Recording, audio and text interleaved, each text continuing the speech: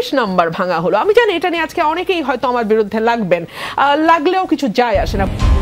জুলাই গণ অভ্যুত্থানের 6 মাস পর সামাজিক যোগাযোগ মাধ্যমে স্বৈরাচার শেখ হাসিনার বক্তব্য দেয়া নিয়ে গেল ফেব্রুয়ারিতে আবারও ফুঁসে ওঠে বিক্ষুব্ধ ছাত্র জনতা।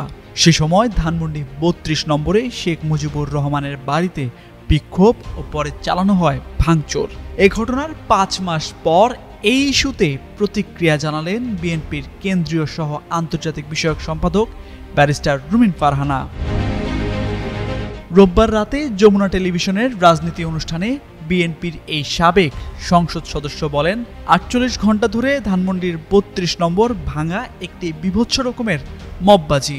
এটা ভাঙার সঙ্গে সঙ্গেই সেখানে হিন্দি গান বাজানো হয়েছে, তার পাশাপাশি নাচানাচি করা সহ অনেক কিছুই হয়েছে। 32 নম্বরটা 48 ঘন্টা ধরে ভাঙা, এটা বিভৎস রকম একটা মববাজি। এবং সেই সময় আপনার নিশ্চয়ই মনে আছে হিন্দি গান বাজানো, তার সঙ্গে নাচানাচি করা, সকল কিছুই হয়েছে। তিনি আরো জানান, 32 নম্বর ভাঙা হলো, এটা নিয়ে কথা বললে অনেকেই পেছনে লাগবেন, তবে তাতে কিছুই যায় আসে না। এ সময় প্রধান উপদেষ্টার বাসভবন যমুনায় মিটিং করার ইস্যুতেও সমালোচনা করেন বিএনপির এই নেত্রী। অভিযোগ করেন, সেখানে মিটিং করা নিষেধ থাকলেও অন্য দল সেখানে মিটিং করে। এর পরপরই আওয়ামী লীগ নিষিদ্ধের ঘোষণা আসে। তামজিদ মির্জা, যুগান্তর নিউজ।